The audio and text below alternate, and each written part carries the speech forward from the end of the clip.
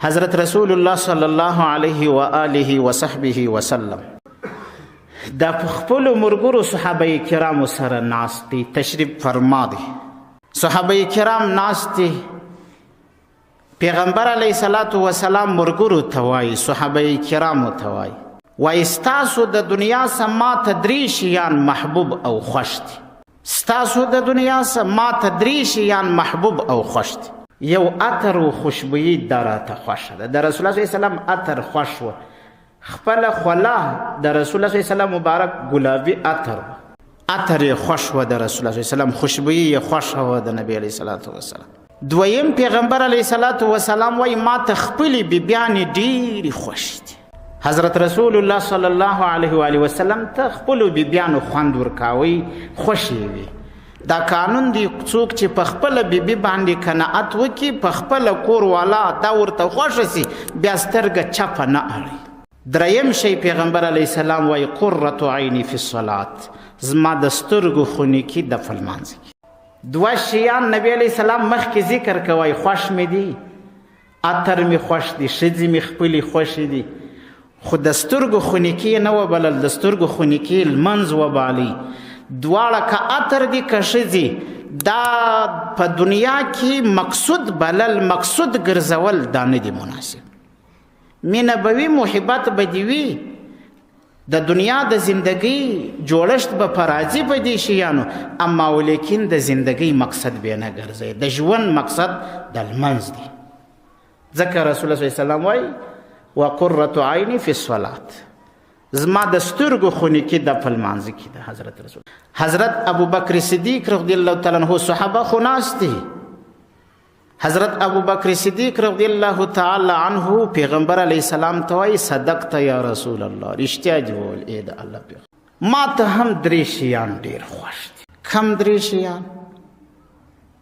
یو نظر کتل و مخ ته د پیغمبر علیه الصلاة والسلام، د حضرت رسول الله صلی الله علیه و آله وسلم چیرې ته مبارک مخ ته کتل، دا راته ډېر درې شیان راته ډېر خوښ دي. یو صحابي یو شپه ناست دی، د 14 سپوږمۍ ده، د پیغمبر علیه الصلاة والسلام مخ ته وګوري، بیا سپوږمۍ ته وګوري، بیا د رسول الله صلی الله علیه وسلم مخ ته وګوري، بیا سپوږمۍ ته وګوري. پیغمبر علیه الصلاة والسلام وخنده، تبسم یې وکړي چې دی څه کوي چې یار سپوږمۍ ته ګوري بیا ما ته ګوري. رسول الله صلی الله علیه وسلم چې وخنده، صحابي ورته وایي والله یا رسول الله انت احسن من هذا القمر، په الله قسم ته در دې سپوږمۍ ډېر ښایسته. خو دا حسن هلته معلومیږي چاته چې د رسول الله په مخ باندې عاشق وي، هغه چاته د دې قدر معلومیږي. چاته داسې امتي به هم وي، الله پاک دې موږ تاسو وساتي چې رسول الله به په ټول شواروز کې یاد هم نه وي. او هغه پیغمبر دی چې څومره تکالیف یې د دې امت دپاره وګالل، عقل یې قسم په خدای که بردا شوی،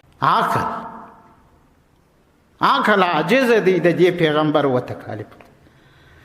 اما امت په اخیره زمانه کې داسې جوړ شو چې اکلن د رسول الله صلی الله علیه وسلم یادوالی، هغه درود ویل بیل خبره ده، سنت طریقې را ژوندي کوله بیل خبره ده، هغه شیان چې د رسول الله مینه و ورسره د ورسره مینه سي خو بیل خبره ده. حضرت رسول الله صلی الله علیه وسلم ته هغه صحابي وایي په الله قسم ته در دې سپوږمۍ ښایسته. حضرت ابوبکر صدیق رضی الله عنه ځکه ورته وایي ته ستا مخ ته کتل یا رسول الله دا ډېر خوند راکوي، دا راته ډېر خوښ دی. دویم شی راته دا خوښ دی چې مال په تا ولګوم، دا راته ډېر خوښ دی چې څونه مال لرم ټول په تا باندې ولګوم. حضرت سیدنا ابوبکر صدیق رضی الله عنه هغه شخصیت دی، ځان، مال، اولاد، وطن، ټول خاندان یې تر رسول الله قرباني کوي. هغه شخصیت دی، هر څه چې و هغه یې پر رسول الله قرباني کوي. دریم شی ورته ښیي دا چې لور مې ستا په نکاح کې، دا راته خوند کوي. دا درې شیان راته ډېر محبوب دي، ستا مخ ته کتل، پر تا مال لګول، او لور تا ته په نکاح درکول. حضرت امنا و ام المؤمنین عائشه صدیقه رضی الله تعالی عنها، دا د حضرت ابوبکر صدیق رضی الله عنه لور د پیغمبر علیه الصلاة والسلام په نکاح کې. حضرت عمر فاروق رضی الله تعالی عنہ مخ راواړه ورته وایي صدقت یا ابا بکر، رښتیا دي وویل ای ابو بکر صدیق، ما تم درې شیان ډېر خوښ دي. کم درې شیان؟ ورته امر بالمعروف کول، نهی عن المنکر کول. دا چې خلک نیکۍ ته رابولم، دا چې خلک د بدۍ څه منع کوم. دریم شی یو عجیب شی ورته یادوي، زړې جامې اغوستل. الله اکبر. حضرت امیر المؤمنین عمر فاروق رضی الله تعالی عنہ د شام په سفر باندې دی، امیر المؤمنین دی. حضرت ابو عبیده بن جراح رضی الله تعالی عنہ دا د شام گورنر دی. امیر المؤمنین چې ورلی ابو عبیده بن جراح رضی الله تعالی عنہ ورته راوتی مخت چې وکته د چې کم کمیس اغوستی دی هغه ته څو ځایه پینې ورکول سوي دي، خو یوه پینه پکې د چمړې وه، د پوست څه د غوایي وه، دا یې ورته لګولې. ورته امیر المؤمنین دا زما کمیس واغونده دا وکړ. دا چې ته د ټولې دنیا امیر المؤمنین یې او ستا داسې جامې دي، خلکو ته به داسې په سترګو کې بل رقم ورشي. ورسره ویې منله خبره، ملګری و د ده کمیس یې واغوستی، خپل کمیس یې وکړ. څو ګامه چې روان سو بیرته یې ورته ویل زما کمیس را، ما ته زړې جامې خوند راکوي چې اغوستې مې. بیرته یې کمیس ځینې واخیستی، خپل کمیس یې واغوستی.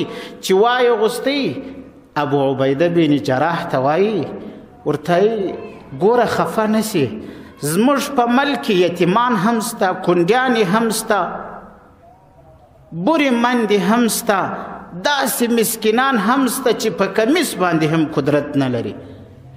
دا چې ما نوي کالي اغوستي هغو ته به زړه لږ شي چې امیر المؤمنین داسې کالي اغوستي. نو ځکه ما ته د خپلو داسې هغه د پینو والا خپل کمیس مې راکړه چې خپل رعیت رانه راضي شي. افسوس د هغه چا پر ریاست، د هغه چا پر حکومت چې باچا او مشر په بنګلو کې اوسیږي، رعیت یې د لوږې سمره کیږي. داسې امیر پکار دی لکه امیر المؤمنین عمر فاروق رضی الله تعالی عنہ. درې شی خوند راکوي، امر بالمعروف کول، خلک نیکۍ ته رابلل، نهی عن المنکر کول، خلک د بدۍ څه منع کول، او زړې جامې اغوستل. بغل ته حضرت عثمان بن عفان رضی الله تعالی عنہ ناست دی، ورته صدقت یا عمر، رښتیا دي ویله ای عمر، ما تم درې شیان ډېر محبوب دي، ما تم درې شیان خوند راکوي. ورته کم درې شیان درته خوند درکوي؟ ورته یو د هغو صدا چې وږي ماړه کم، دا ډېر خوند راکوي چې وږي کسان ماړه کم. دویم شی دا ډېر خوند راته راکوي چې لڅ کسان پټ کم. دریم راته دا شی ډېر خوند راکوي چې تلاوت د قرآن کریم کوم. دا راته ډېر محبوب دی چې د الله تعالی د کتاب تلاوت کوم. حضرت علی کرم الله وجهه دلته ناست دی، هغه ورته صدقت یا عثمان، رښتیا دي وویله ای عثمان، ما تم درې شیان محبوب دي. کم درې شیان ورته محبوب دي؟ ورته وایي وهل د کافرانو په توره باندې په دوبي کې روژه نیول، د میلمه خدمت کول. دا غټو غټو کسانو به پخوا د میلمنو خدمت په خپله کول. زموږ په زمانه کې خلک خدمت نه کوي، غریبانان. وګوره څه وجه ده، ځان غټ ورته معلومیږي یا بله وجه. خدمت باندې سړی ډېر ښایسته ایسېږي، ښایست دی د سړي دپاره خدمت. او رسول الله صلی الله علیه وسلم فرمایي سید القوم خادمهم، د قوم سردار هغه دی چې د دې خدمت یې وکړي، هغه سردار دی د خلکو. خدمت کول دا راته ډېر محبوب دی. په خدمت باندې سړی دنیا یې هم ښایسته سي، آخرت یې هم ښایسته سي. حضرت علی کرم الله وجهه چې خپله خبره خلاصه که، الله تبارک و تعالی جبریل امین را واستوي. حضرت جبریل علیه السلام رالی، رسول الله صلی الله علیه و آله وسلم ته وایي، ورته یا رسول الله، الله تعالی زه را واستولم د دې دپاره چې ته زما څه سوال وکړې، که چیرې زه د انسانانو نه وایي نو زما چش خوښ دی. پیغمبر علیه الصلاة والسلام ورته زه به پوښتنه درڅه وکړم که ته انسان وای اوس خو ملایکه ستا څه شي خوښ وه؟ جبریل علیه السلام ورته زما 3 شیان خوښ 3 شیان مې خوښ یو بېلارې خلکو ته ګمراهانو خلکو ته لار ښول دا مې ډېر خوښ ناپوهانو ته جاهلانو ته چې سر یې په خبره نه خلاصېږي هغه په خبره پوه کم دغه بېلارو خلکو ته ګمراهانو ته لار وښی دویم شی راته دا ډېر محبوب و چې د مسکینانو سره د عاجزانو سره هاسې مسکینان عاجزان چې عبادت کوونکي د هغو سره مینه محبت کول دا راته خوښ دریم جبریل علیه السلام وای که زه انسان وای ما ته د هغه کسانو سره چې خاوندان د عیالو وي او تنگ دسته وي مسکینان وي د دې سره کومک کول دا راته ډېر محبوب حضرت جبریل علیه السلام وای الله تبارک وتعالی فرمای ما ته د خپلو بندگانو 3 شیان خوند راکړي الله رب العزت وای ما ته د خپلو بندگانو 3 کارونه خوند راکړي یو دا چې ټول توان طاقت مالی ځاني ټول زما په اطاعت او عبادت کې مصرف کړي دا راته ډېر خوند راکوي الله پاک وایي چې بنده دا زما په بندګي کې زما په اطاعت کې ځان مال دواړه ولګي دا راته ډېر خوند راکوي الله پاک موږ پیدا کړي د عبادت دپاره نو ځکه و الله پاک ته زموږ عبادت خوند ورکوي دویم شی الله تبارک وتعالی وای د بندگانو ما ته دا خوند راکوي چې ژاړي په وخت د پښیمانتیا کې